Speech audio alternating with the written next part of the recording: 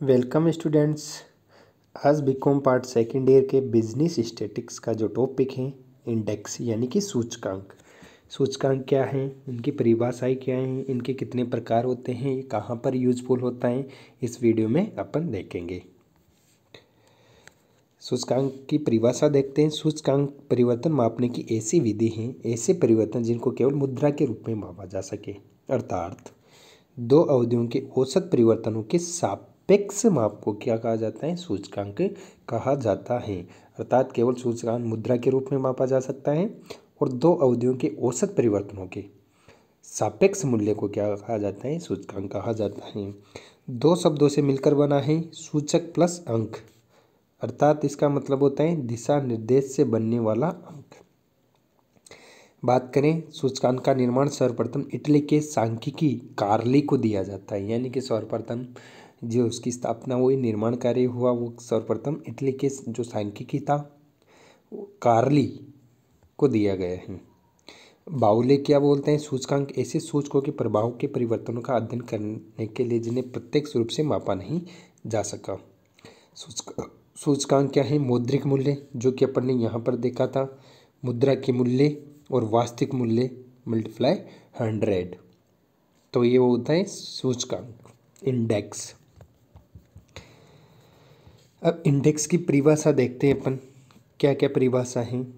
ये संख्यात्मक माप है और अनुपात के रूप में भी हो सकता है, यानी इसको संख्या के रूप में 10, 50, 100 के रूप में होता है, या फिर अनुपात 1/2, 1/5, या फिर परसेंट के रूप में 20%, 30%, 40% ऐसे हो सकता है।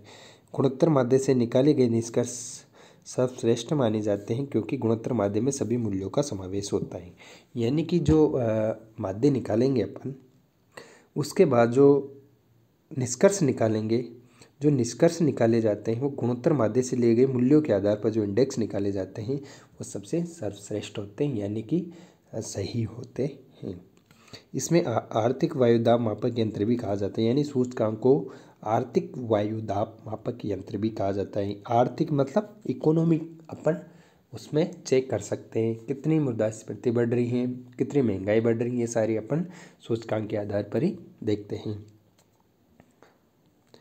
सूचकांक सदैव तुलनात्मक आधार व्यक्त करता है, सापेक्ष माप होता है, यानी तुलना करने योग्य होता है, जो कि आपने यहाँ पे तुलनात्मक आधार पर होता है, जिसके आधार वर्ष की तुलना में चालू वर्ष के सूचकांक तैयार किए जाते हैं, यानी कि पूर्व वर्षों के आधार पर वर्तमान में चल रहे आधार के सूचकांक ज्ञात किए जाते हैं। आर्थिक गतिविधियों का अध्ययन किया जाता है, मुद्रास्फीति है, मुद्रा संकुचन है, उपभोक्ता मूल्य है, क्रय शक्ति है, महंगाई भत्ता है, यानी कि DAB इसी के अकॉर्डिंग घटता बढ़ता है, पूंजी बाजारें, राष्ट्रीय आय है, प्रति व्यक्ति आय है, इन सबको आप सूचकांक के आधार पर ही ज्ञात कर सकते हो।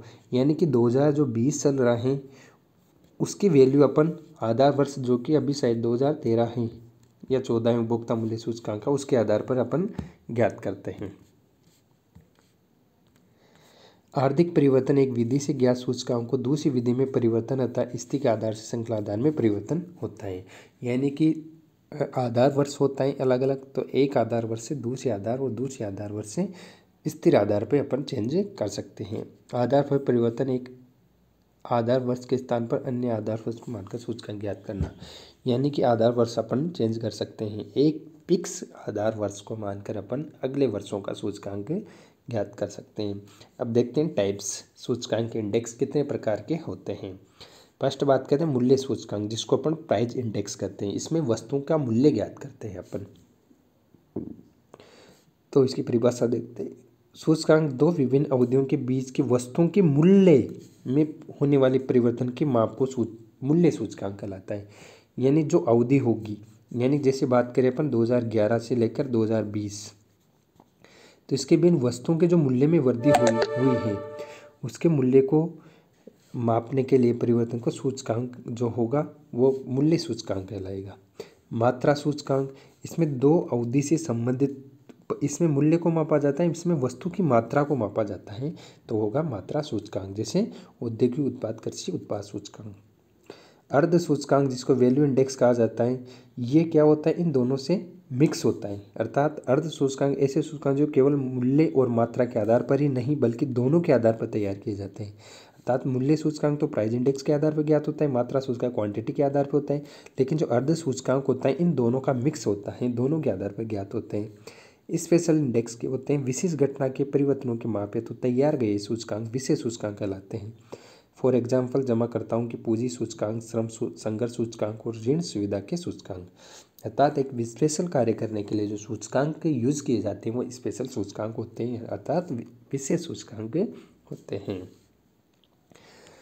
अब इसमें सूचकांक की क्या कमियां हैं, क्या समस्याएं हैं? ये सामूहिक और औसत रूप से लागू होते हैं, लेकिन व्यक्तिगत इकाइयों पर लागू नहीं होती। अर्थात जो सूचकांक होते हैं वो या तो सामूहिक होते हैं या फिर औसत एवरेज के रूप में लागू होते हैं, पर्टिकुलर यूनिट में लागू नहीं होते हैं। गुणात्मक परिवर्तन पर ध्यान नहीं किया जाता है, लेकिन मूल्यों पर ध्यान किया जाता है। अर्थात गुणात्मक कोई वैल्यू है, जैसे किसी क्लास में सुंदरता, इंटेलिजेंट, ईमानदारी, इन पे काम नहीं करता है। जो मूल्यों के आधार पर, जो कि मौद्रिक मूल्यों के आधार पर अपन इंडेक्स ज्ञात करते हैं। आधार वर्ष सही न होने पर अशुद्ध होते हैं, अर्थात आधार वर्ष अपन सही नहीं लिया। फॉर एग्जांपल 2020 की बात करें, 2020 के आधार पर अगर अपन 2021 की वैल्यू निकालेंगे या 22 की निकालेंगे तो जो आंकड़े होंगे, डाटा होंगे, वो सही नहीं होंगे। क्यों? क्योंकि जो ये नॉर्मल वर्ष नहीं है, इसमें कोरोना के कारण अर्थव्यवस्था गड़बड़ा गई सारी। इसके अलावा और भी सारे जो परिवर्तन हुए, चेंजेज हुए हैं वर्ड्स के अंतर्गत, वो सही नहीं हुए। तो जो इससे अगर अपन आधार वर्ष लेंगे 2020 का तो ये सही नहीं आएगा। सापेक्ष परिवर्तनों को माप करता है न कि निरपेक्ष, यानी कि सापेक्षिक परिवर्तनों का ही माप ज्ञात करता है, न कि निरपेक्ष यानी एक पर्टिकुलर इकाई का नहीं करता। वस्तुओं के चुनाव निर्णायक और निर्देशन विधि से किया जाता है। उपभोक्ता की आदत, रुचि, सामाजिक दशाओं में बार बार परिवर्तन होते हैं, इसलिए निष्कर्ष की सत्यता की गारंटी नहीं होती। अपन उपभोक्ता जो इंडेक्स निकालते हैं वो क्या उपभोक्ता की आदतें हैं, रुचि हैं, आर्थिक दशा क्या है, इन्वायरमेंट और समाज में किस प्रकार से एक्टिविटी चलती हैं, ये परिवर्तित होती रहती हैं। तो इसमें जो निष्कर्ष निकालते हैं वो सही नहीं होते, ज़रूरी नहीं कि वो सही हो। अलग अलग माध्य, विभिन्न विधियों के सूचकांक निष्कर्ष में भिन्नता आती है। यानी अलग अलग माध्य, जैसे समांतर माध्य, मध्यिका, बहुलक से अगर अपन इंडेक्स निकालेंगे तो उनमें जो वैल्यू आएगी वो अलग अलग होगी। वस्तुओं के मूल्य और वस्तुओं के उचित भार निर्धारण की समस्या। अब इसमें क्या है, वेटेज इंडेक्स निकालते हैं अपन, भारांकित, तो उसमें वेट देना होगा, और जो वेट अपन ने सही नहीं दिया या वेट देने की जो समस्या आती हैं तो वहाँ आपके जो इंडेक्स निकालेंगे वो भी अपन गलत हो सकते हैं। अब इंडेक्स टाइप्स देखे, प्रकार देखे, यानी प्राइम इंडेक्स, क्वांटिटी इंडेक्स, और इसके अलावा था आपके पास वैल्यू इंडेक्स और स्पेशल इंडेक्स। अपन देखते हैं मेथड्स, यानी इंडेक्स ज्ञात करने की क्या क्या विधियां होती हैं। तो सबसे पहले देखेंगे अपन साधारण अभारित विधि, जिसको सिंपल एग्रेसिव मेथड विधि कहते हैं। दूसरे भारित, जिसमें अपन भार देंगे, और या फिर उसको उपभोक्ता मूल्य सूचकांक कहते हैं। ये मोस्ट इंपॉर्टेंट होता है, जिसको अपन आर्थिक एक्टिविटीज़ इनमें काम में यूज में लेते हैं, जिसको वेटेज इंडेक्स मेथड के नाम, नंबर के नाम से जाना जाता है। अब साधारण अभारित विधि में दो प्रकार हैं, स्थिर आधार विधि, श्रृंखलाधार विधि, जिसको पीस बेस मेथड और चेन बेस मेथड कहते हैं। इसमें भी स्थिर आधार में भी दो हैं, साधारण समीकरण विधि, सिंपल एग्रीगेटिव मेथड, और मूल्यानुपातों की औसत विधि। यानी इसमें रिलेटिव निकालते हैं, रिंग रिलेटिव मूल्यानुपात निकालते हैं, उसके आधार पर अपन ज्ञात करते हैं। तो ये हो गया आपका सिंपल साधारण अभारित विधि, जो कि यहाँ से लेकर ये यहाँ तक होगा। अब बात करते हैं भारित उपभोक्ता मूल्य सूचकांक की। ये दो प्रकार के होते हैं, भारित समूह विधि और मूल्यानुपातों की भारित औसत विधि।